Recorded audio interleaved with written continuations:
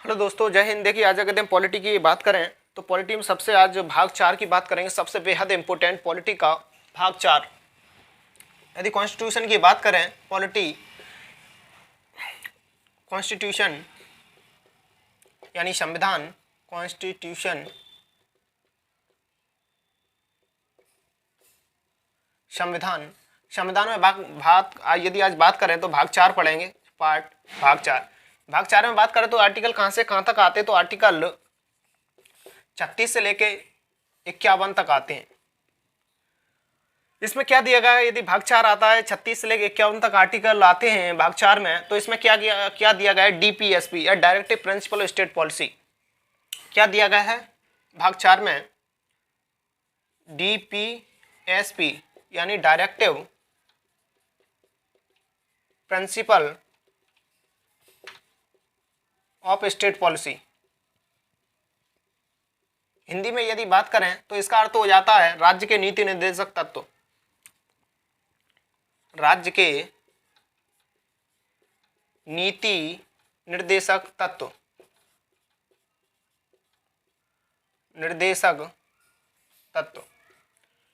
यहाँ एक शब्द दिया गया है, राज्य के नीति निर्देशक तत्व यानी directive principle of state policy.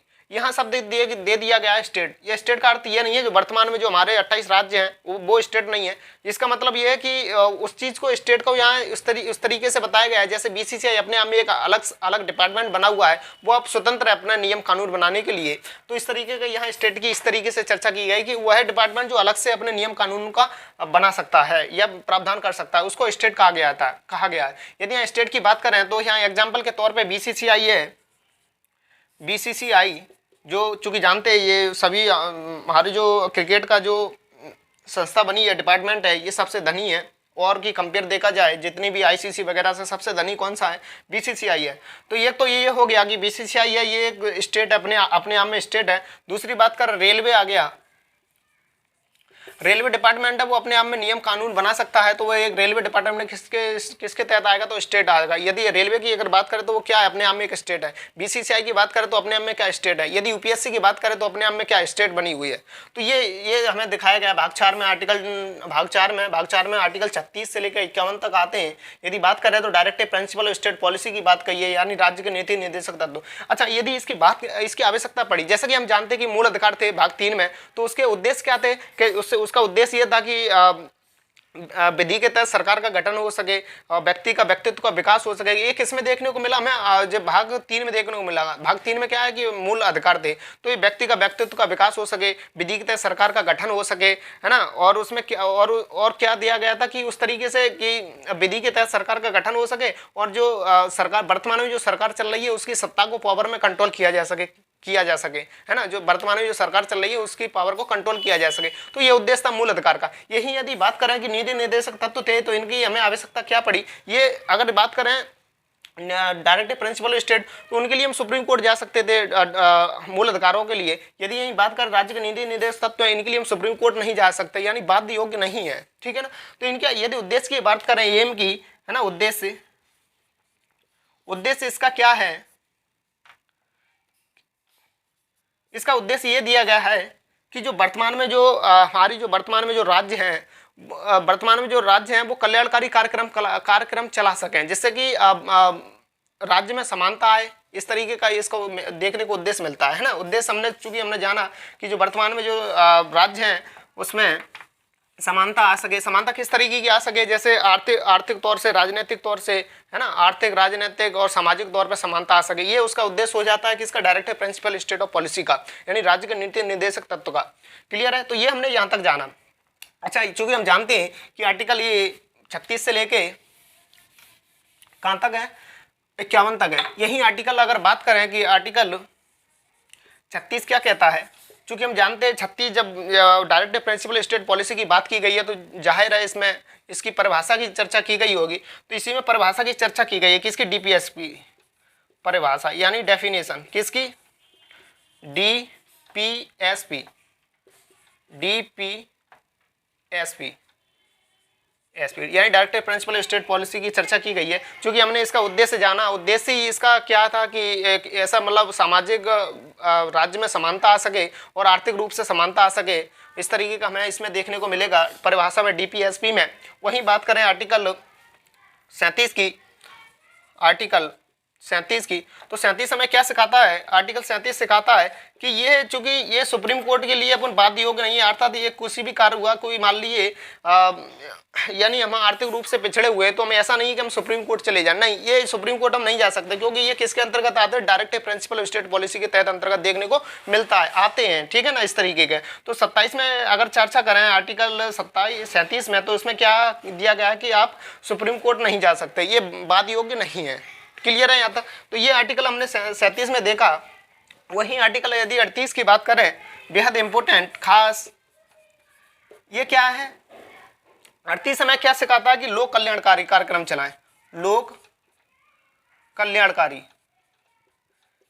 कल्याणकारी यानी कल्याणकारी का अर्थ है कि वेलफेयर, है ना, लोक कल्याणकारी यानी राज्य का।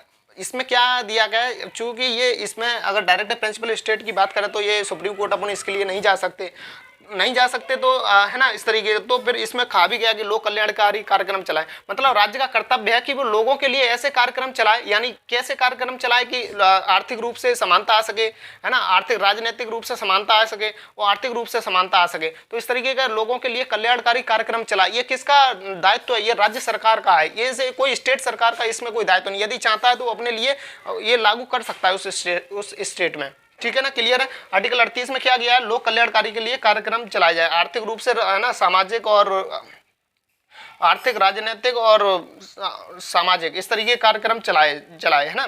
ये आर्टिकल 38 में देखने को मिला। वहीं आर्टिकल यदि 39 की बात करें, 39 की,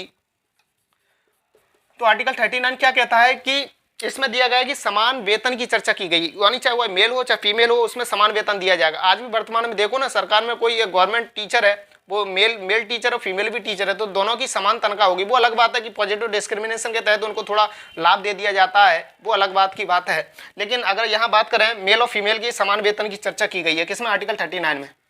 समान वेतन, समान वेतन किसके लिए? मेल और फीमेल के लिए बराबर दिया जाएगा, मेल और फीमेल। तो इसमें आर्टिकल 39 में हमें देखने को मिला कि समान वेतन की चर्चा की गई, चाहे वह मेल हो चाहे फीमेल हो। अच्छा, इसमें एक और चर्चा की गई है, एक और चर्चा इस तरीके की गई है कि राज्य का कर्तव्य है कि हर नागरिकों का क्या ध्यान रखे, उसके स्वास्थ्य का ख्याल रखे। और एक इसमें एक बात और ऐड की गई है कि उसमें कहा गया है कि वर्तमान में जो सरकार है, राज्य की सरकार है, उसका दायित्व भी बनता है, चाहे तो, कि जो वर्तमान में जो बच्चे हैं उनके कल्याणकारी कार्यक्रम चलाए उनके लिए, और उनके स्वास्थ्य का ख्याल रखे, और जो उनका अच्छा वातावरण दे पढ़ाई लिखाई के तहत उनको, है ना। तो ये आर्टिकल ये हमें 39 में देखने को मिला, समान वेतन मेल और फीमेल के लिए, और उनको, और चूँकि दूसरा क्या था कि उसमें बच्चों के लिए अच्छा वातावरण, प्लीजेंट एनवायरनमेंट दे, है ना, ये हमें देखने को आर्टिकल 39 में देखने को मिला। वहीं बात करें आर्टिकल 39 का में, आर्टिकल 39 का, तो इसमें क्या देखने को मिला? आर्टिकल 39 में दिया गया है कि विधिक सहायता की, इसमें निःशुल्क विधिक सहायता, निःशुल्क विधिक सहायता, निःशुल्क विधिक सहायता, विधिक सहायता, निःशुल्क विधिक सहायता ये कानूनी तौर पे आपको, यदि आपके पास वकील की नहीं है तो सरकार की तरफ से आपको विधिक सहायता दी जाएगी, ठीक है ना। ये किसके दिया? आर्टिकल 39 का के बारे में चर्चा की गई है, किसमें? आर्टिकल निःशुल्क विधिक सहायता। तो ये आर्टिकल हमने अगर बात करें तो यहाँ से 36 से लेकर हमने कहा 39 तक पढ़ेंगे। वहीं यदि बात करें तो आर्टिकल 40 कॉन्स्टिट्यूशन का बेहद इंपॉर्टेंट, यानी राज्य के नीति निर्देश और तत्व का सबसे महत्वपूर्ण आर्टिकल की बात करें तो वो 40 है। इसमें पंचायतों के गठन की चर्चा की गई है। किसकी चर्चा की गई? पंचायतों के गठन की चर्चा की गई है। अच्छा, अगर मैं एक तौर पे बता दूं कि जब संविधान लागू हुआ था, तो संविधान लागू होने से पहले दो लोगों के मतभेद देखने को मिल रहे थे। दो मतभेद का, एक तो महात्मा गांधी, दूसरे थे भीमराव अम्बेडकर। यहाँ आर्टिकल 40 की बात करें तो इसमें क्या दिया गया है कि पंचायत का गठन, पंचायत का गठन, एक जब हमारा कॉन्स्टिट्यूशन बना था तो दो लोगों के मतभेद देखने को मिले थे। महात्मा गांधी कह रहे थे, देखिए क्या है कि जो वर्तमान में जो हमारे भारत के गांव हैं उनमें पंचायत लागू कर दिए जाए, यानी महात्मा गांधी उस चीज के लिए फेवर में थे।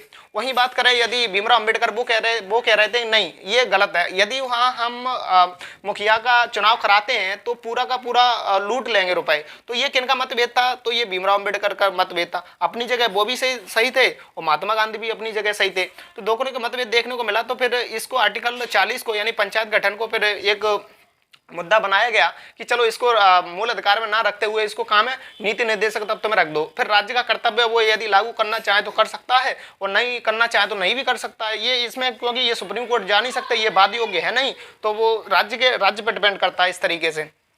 तो ये आर्टिकल 40 में पंचायत का गठन किया गया है कि राज्य का कर्तव्य है कि वो है वर्तमान में जो वर्तमान में पंचायतों के निकाय को गठन कर सके, पंचायत राज्य का एवं उसके निकाय को गठन कर सके। आर्टिकल ये किसमें 40 में देखने को मिलता है।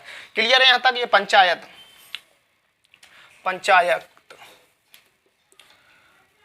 पंचायत का गठन किया आर्टिकल 40 में। चूंकि हमने जाना था, अगर यही बात करें कि सबसे पहले किस राज्य ने लागू किया था, तो यहाँ चूंकि हम जानते हैं कि हमारा जो राजस्थान था कि चूंकि गांधी जी इस चीज़ के फेवर में थे, तो 2 अक्टूबर 1959 को 1959 में राजस्थान के